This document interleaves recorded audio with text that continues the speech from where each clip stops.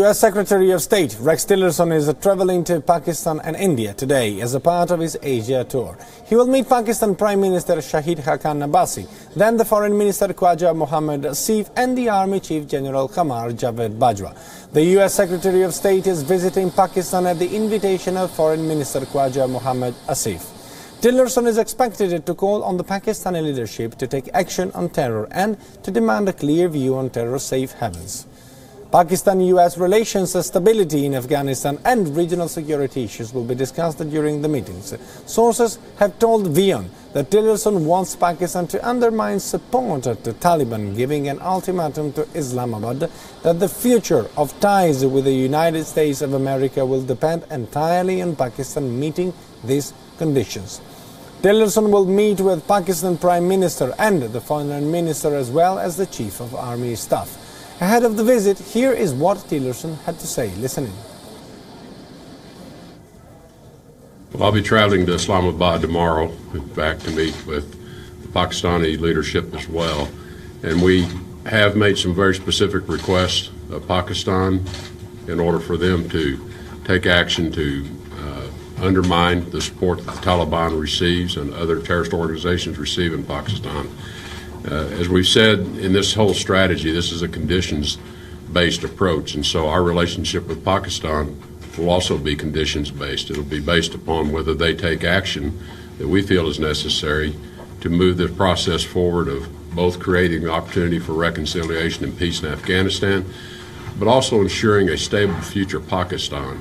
In our conversations with Pakistani leadership, we're as concerned about the future stability of Pakistan as we are in many respects here in Afghanistan. Pakistan needs to, I think, take a clear-eyed view of the situation that they're confronted with in terms of the number of terrorist organizations that find safe haven inside of Pakistan. And so we want to work closely with Pakistan to create a more stable and secure Pakistan as well. Rex Tillerson's visit comes just after the CIA Director Mike Pompeo made sharp comments against Pakistan. He said, and here we quote him, "We are going to do everything we can to bring the Taliban to the negotiating table in Afghanistan, with the Taliban having zero hope that they can win this thing on the battlefield. To do that, you cannot have a safe haven in Pakistan." While announcing a new strategy for Afghanistan, the U.S. President Donald Trump had called on Pakistan to end its support as a safe haven for terrorist organizations. So here is what he exactly said. Listen in. For safety and security of diplomats in their country. So we hold the Cuban authorities responsible for finding out who is carrying out. We can no longer be silent about Pakistan's safe havens for terrorist organizations, the Taliban, and other groups that pose a threat to the region and beyond. Pakistan has much to gain from partnering with our effort in Afghanistan. It has much to lose by continuing to harbor criminals and terrorists. It is time for Pakistan to demonstrate its commitment to civilization, order, and to peace. And for more, to decode a little bit better the visit of Rex Tillerson to Islamabad, we are joined on the broadcast by our Bureau Chief in Islamabad, Taha Siddiqui. Taha, thank you very much for joining us. So what is on the table of this meeting? What are the major aspects that the Rex Tillerson and the Pakistani government will talk about? Well, Daniel, from the looks of it, already we've seen a bit of a prologue or a prelude to what Tillerson will be talking about when he spoke in Afghanistan. And it also, you just ran that interview, that statement of his, in which he talks about how the United States is concerned about Pakistan and the safe haven. So there is a lot of expectation in Pakistan and Islamabad, specifically when you talk to foreign policy experts here or even the foreign officer here itself. They say, yes, the talk is going to be mostly based on what is the future of Afghanistan. And there is a strong perception in the United States that Pakistan is the issue when it comes to the safe havens, and that's where sort of there are divergent views within Pakistan on that. The Pakistani perception here in Islamabad is that the problem of Afghanistan is not solely linked to Pakistan or these safe havens. We do know that Pakistan continues to deny that there are any such safe havens in the Pakistani tribal belt or in Balochistan, even though the reality is much different and much more complex than that. And we've seen on ground that there have been Taliban presence on the Pakistani side of the border. So basically, but Pakistan's sort of aim is to get out of this trip is that to establish this aspect that Pakistan is serious about the peace roadmap of Afghanistan. It wants a non-military solution for it, and it wants, which we saw in the last years of Obama, and that's what I've been talking to people here. They've been saying that they want to convince the United States that the only way forward with Afghanistan is to apply non-military solutions, include the Taliban, because they consider in Pakistan the perception again is that Afghanistan is been 50% to 60% of it is under the control of Taliban, and it's the government in Kabul is quite weak, so we need to take account of the Taliban, and without them a peaceful solution is not possible. So definitely the Americans approach will be to put pressure on Pakistan.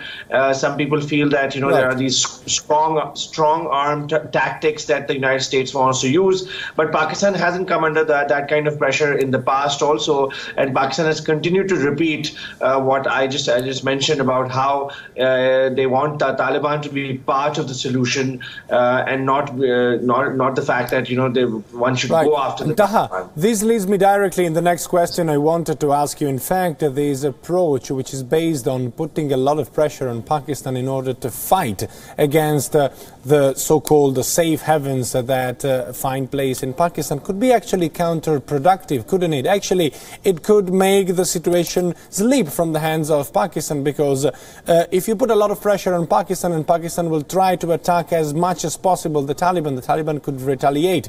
And at the end of the day, the social fabric of Pakistan will suffer, make it even more difficult for the government. Couldn't it be one of the scenarios that we are facing? Definitely. I mean, one of the scenarios that the military talks to us, and when we talk to the military, they do say that we are already fighting an insurgency in Balochistan, we're fighting an insurgency from Pakistani Taliban, and then a number of other sort of sectarian issues that Pakistan is facing from militant groups that over the years have sort of were under the wing of the Pakistani military establishment, but then went independent or went rogue. So in that sense, Pakistan is already facing its own demons, its own monsters, and it does not want to have another enemy on its in the books. And because of that, they consider an Afghan Taliban an outside problem, a problem of Afghanistan, and they do not want to meddle with it or interfere with it, so for the fear of the backlash. But that is one scenario. From what I understand and from what I've seen, some analysts that I speak to and some people who have lived in the tribal belt, operated in the tribal belt, and know what is going on there, they feel that, the crux of the problem, or the main the source of the problem is the Pakistani policy of, supporting some militants and not supporting the other militants. Now that comes again with the Kashmiri militancy issue and the Afghan militancy issue. And because of the Kashmir militancy issue and the Afghan militancy issue, in which Pakistan usually ends up looking away, Pakistan then ends up having problems of local militancy, because these local militants, or they are called the bad militants and the good militants, as the good-bad militant policy, the bad militants usually end up getting help from the good militants. And because of that, there's a lot of convergence between these good and the bad militants. And then at the end of it, Pakistan still continues to suffer. So a lot of people also hold that view here in Pakistan that, one needs to go to the source of the problem. And the source of the problem is that Pakistan needs to stop having any proxies to begin with. How so? I mean, how is it possible for Pakistan to actually end using these proxies. Who is to be tackled in Pakistan? Where does this problem lies? Because we often perpetrate this narrative of the entire Pakistan as a state which is supporting these terror havens. I believe it's not the case. I believe the reality is way more complex, and there are segments of the deep state actually playing politics with these kind of groups. Where does the problem lies actually? So which kind of organization, which kind of state actor needs to be tackled and needs to be scrutined because of this proxy war? Well, Daniel, in that, I mean, we know, the problem in Pakistan is it comes down to the civil-military issues. And we've seen that the civilians really want to change the tack here and the tactic here, and we've seen that in the recent few months only. Khwaja Asif, the Pakistani foreign minister, when he was heading to the United States, in a very revealing press conference, he spoke very frankly about these baggages that they have had of militants and that they want to get rid of.